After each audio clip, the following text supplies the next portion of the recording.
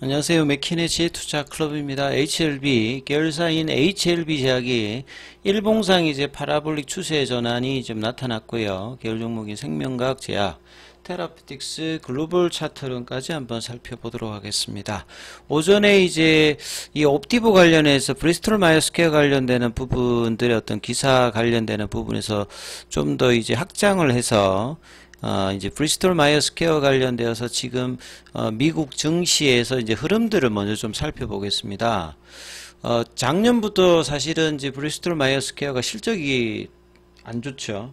지금 1분기에도 10조 이상의 순손실을 보면서 주력인 이 HLB 제약에서 이제 주사용으로 시도를 하고 있는 엘리커스가 이 브리스톨 마이어스퀘어 관련되어서 이제 메인 약물이죠. 이 혈전 치료제 관련되는. 그 다음에 이제 뭐 리블리미드가 있고, 그 다음에 이제 대표적으로 항암제 라인에서 이 옵디보가 있습니다. 그러니까 옵디보가 사실은 이제 키투르다보다는 더 그 허가되는 관심이 높았는데, 키투르다가 이제 많이 치고 나가면서 브리스톨 마이어스퀘어 입장에서는 옵디보를 얼마만큼 좀 확장시키느냐가 굉장히 이제 항암제 라인에서 이제 중요한 어떤 부분이죠. 그래서 지금 대표적인 이제 항암제 이제 회사들이 이제 뭐 머크라든지 영국의 이제 아스트라제네카, 그 다음에 이제 브리스톨 마이어스퀘어 이렇게 되어 있는데요. 이게 브리스톨 마이어스퀘어 같은 경우에는 다른 그 회사들에 비해서 대표적으로 뭐 머크를 보시게 되면 계속 상승을 하고 있죠. 시가총액도 300조가 넘습니다. 키트루다의 어떤 영향으로. 그 다음에 이제 그 영국의 이제 아스트라제네카 같은 경우는 ADR로 있습니다. 여기도 일단 뭐 꾸준하게 상승 흐름을 좀 보여주고 있는데, 상대적으로 이 브리스톨 마이어스퀘어 같은 경우에는 이제 그런 상황이 지금 아닌 거죠.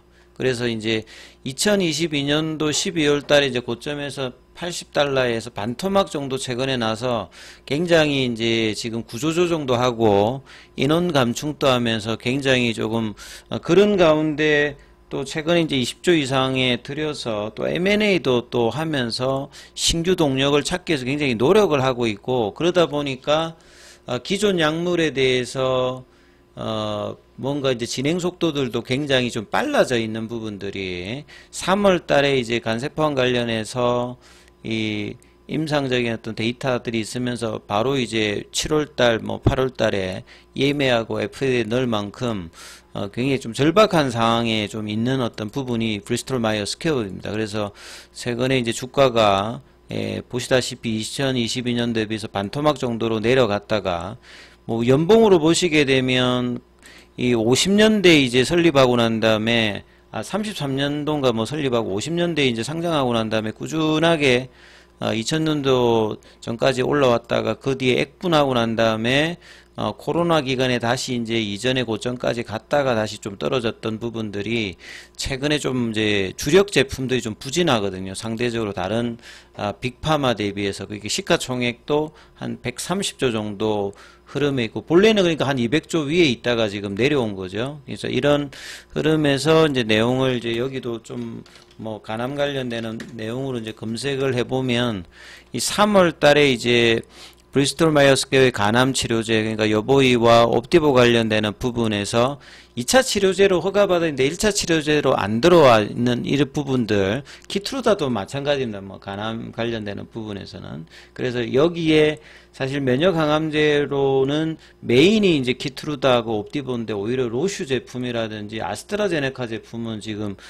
간암 쪽에 이제 진입을 했기 때문에 굉장히 빨리 진입을 하기 위해서 3월 달 이후에 7, 8월 달에 뭐 유럽하고 FDA 쪽에 이제 허가 신청을 넣었던 부분들은 굉장히 빠른 속도로 좀 하고 있는데, 지금 이제 실적 관련되는 부분은 빅파마임에도 불구하고 1분기에 10조 이상의 이제 손실을 볼 정도로 지금 구조조정도 하면서 상당히 좀 뭐 쉽지 않은 어떤 구간에 들어가 있는 게 이제 브리스톨 마이어스퀘어고, 여기 관련되는 부분에서 이제 후발 경쟁 관련해서 이 OS 값을 23.8개월로 했던 부분들은 이런 빅파마 속에서 이제 리보세란과 캄네리주맙이 결국 데이터로 이제 압도를 해야 되는 어떤 상황이기 때문에 소폭입니다만 일단 이제 OS 값의 업데이트로 리서브미션을 진행하는 과정이고 이 브리스톨 마이어스 스퀘어 입장에서도 이 옵티보의 확장이 굉장히 절실한 어떤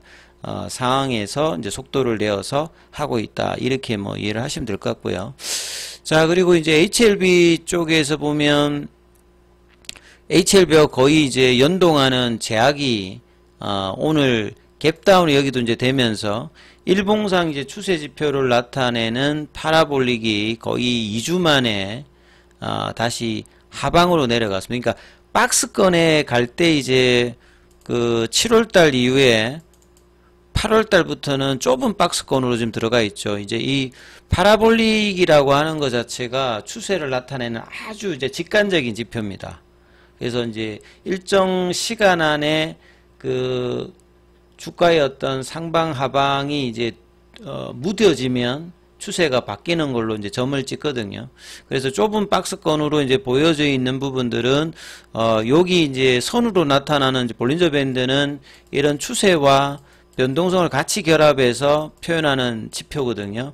그래서 7월 달에 급격한 상승을 보일 때는 이 추세 지표인 파라볼릭도 이제 주가 아래로 떨어져서 이제 추세를 나타내고 밴드 폭이 확장이 된다는 말은 그쪽으로 이제 주가가 캔들과 더불어서 이제 가는 방향을 보였다가 그 뒤에 보시게 되면 7월 중순 이후로는 밴드 폭이 축소되면서 여기가 굉장히 좁아져 있잖아요. 그만큼 이제 추세가 나타나지 않고 박스권으로 좁은 어떤 변동성을 나타나면서 거의 2달 가까이 넘게끔 이제 진행되기 때문에 좁은 구간에서 어떤 추세는 올라갔다가 떨어졌다가 뭐 이런 어떤 흐름을 보여주고 있고, 좀 더 긴 기간인 주봉을 이제 본다라고 하면 이 7월 달에 이제 올리고 난 다음에 주봉에서는 꾸준하게 일단은 상방 추세로 조금 더 긴 시간 호흡에서는 올라가고 있다, 이렇게 지금 이야기하는 거죠.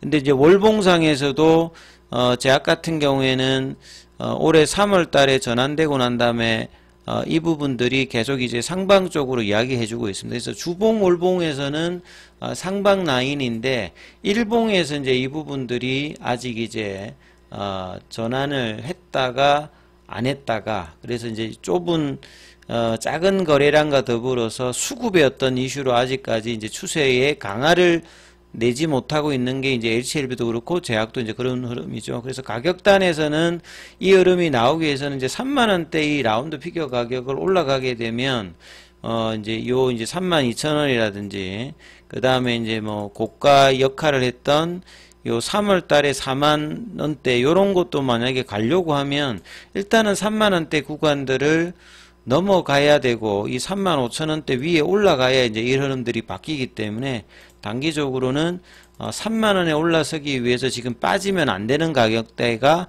뭐 26,000원, 27,000원이라 보시면 되겠고, 그래서 그 구간에서 좁은 박스권을 이제 제약 같은 경우는 계속 해주고 있다, 이렇게 봐야 될 거고요. 상대적으로 최근에 가장 강했던 이제 테라피틱스가 그래도 월요일 날에 이제 이 흐름과 화요일 날에 양봉을 만들어주면서 그나마 이제 계열 종목들의 한 종목이라도 이렇게 강한 기준봉을 만들어냈기 때문에 어제 거래량 없이 좀 빠졌던 부분들이 아쉬웠고, 오늘 이제 장중에는 다시 볼린저 밴드 상단을 붙이려고 하는 의도가 나왔습니다만 이제 붙이지는 못했고, 일단은 이제 갭다운 여기도 양봉이 나오면서 화요일 날에 이제 양봉의 시가를 일단 깨지는 않는 시간에서 한 70원 올라서, 그래서 이제 이런 부분들이 계속 유지되기 위해서는 이제 테라피틱스 입장에서는 만원 위로 올려놓는 흐름들이 최소한 거래가 나오면서 만들어내는지를 좀 살펴보셔야 되는 거고요. 그 생명과학 같은 경우에도 이제 중요 가격대 11,400원대와 11,000원은 여전히 좀 지키고 있는, 그러니까 요런 그 플랫형으로 가는 좁은 박스권 안에서는 이제 중심 가격을 깨지 않으면서 하면 나름 이제 지지를 가지면서 상방에 대한 어떤 흐름을 가지기 때문에 여기도 마찬가지로 이제 거래가 늘면서 이제 탈출하는 흐름을 뭐 만들어내는 어떤 흐름들을 살펴야 되고요. 생명과학 같은 경우에는 이제 뭐 중기 라인으로 본다라고 하면 이 정도 구간까지의 어떤 17,000원대의 흐름까지의 어떤 흐름들이 이전에 어떤 고가 대비해서 이제 중요 라인이 중기 라인이 있는데 이 가격을 가기 위해서 지금 이제 계속 에너지를 지금 모아가고 있는데 뭐 거래량은 아직 터지지 않기 때문에 제대로 된 어떤 강한 상승은 나오고 있지 않습니다만 중요 라인을 좀 지키고 있다 이렇게 좀 보시면 될 것 같고 그 다음에 이제 뭐 이 글로벌 같은 경우에는 이 오늘도 갭다운 나와서 일단 21일 평선을 회복했기 때문에 이 5,500원대, 6,000원대 요 구간들을 거래량을 동반하면서 가는 어떤 흐름의 시그널을 언제 만들어내느냐가 일단 중요하기 때문에요. 예, 다른 어떤 바이오주들이 오늘 전반적으로 강한 흐름들이 보인 데 비해서 상당히 좀 소의 흐름을 나왔습니다만 내일은 좀 이제 거래량 늘면서 상승 흐름이 나올지 여부를 좀 기대하면서 흐름 챙겨보시기 바라겠습니다.